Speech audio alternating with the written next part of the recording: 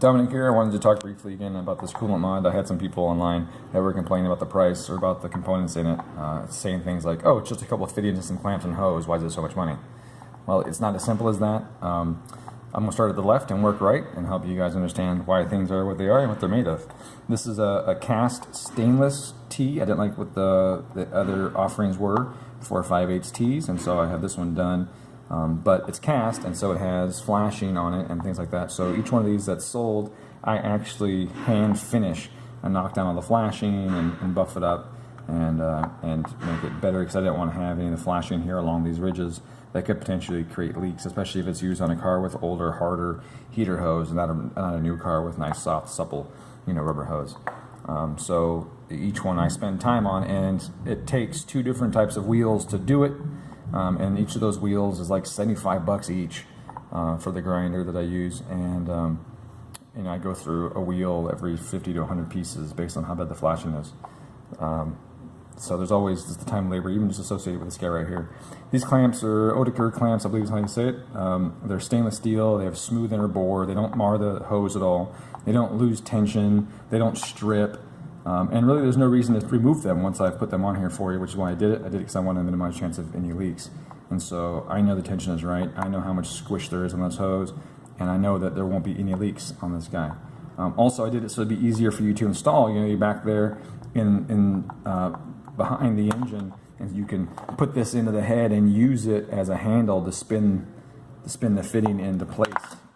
I thought that was kind of handy. The silicone hose is a high quality silicone hose. The second run has a different hose. It is also high quality silicone hose with even a better bend radius than this one, but it's got a good bend radius. It has very high heat. It's very resistant to high temperatures. There we go. And it's about $8 a foot if you buy it yourself. This is a GD one. It's shorter than a foot. The longer GR ones are just under a foot in length. Someone called these shit-ass Subaru clamps, and I thought that was funny because these are probably the best single-use clamps that you can buy on the market, and they're actually only used on CV boots. That's it. They're not used anywhere else on a Subaru other than CV boots, so I wouldn't really call them shit-ass Subaru clamps by any means. They look kind of like the ones in the PCV system, but the ones in the PCV system that Subaru uses are, you can disconnect them and all that, but this is a single-use clamp. I also provided one of that size and one of that size in the kit, so if you for some reason need to replace that hose, you had one clamp of each size. Run 2, the clamps are the same size, which will come down to this fitting here. You see how bulged this guy is compared to this guy here, right? It's quite a bit larger fitting than it needed to be. So the second run I had this reduced in size, so it was like this guy, and then I used the same size clamps on both sides, which makes it just simpler, obviously, overall. I also lengthened this a little bit and did a few little things to it that don't affect the operation for you guys, and it just made assembly easier. Which brings me to the fitting. The fitting is custom made. Nobody makes this fitting. That's a lot of music. So nobody makes this fitting, and I had to have it made, and this one here is made out of steel, and it was a short run custom made, and short run custom made means expensive.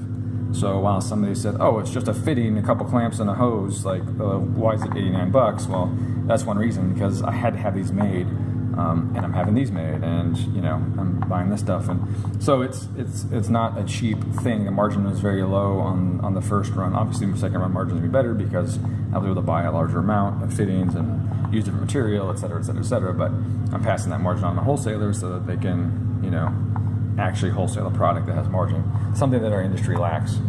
And so in addition to the time that I spent on each one of these and the time I spent assembling this thing and all that, I also had R&D. I had to buy sensors, RTDs, controllers, power supplies. I had to spend the time to do the R&D to verify the RTD versus the factory temp sensor and make sure they had the same reference point so that my data was accurate. I had to get the car, so to drain the coolant system, I had to install them, had to test them, had to do all this stuff that I had to try and recover in the sales of the product. Otherwise, if I can't make a little bit of money on it to help fund other projects, then what can I do?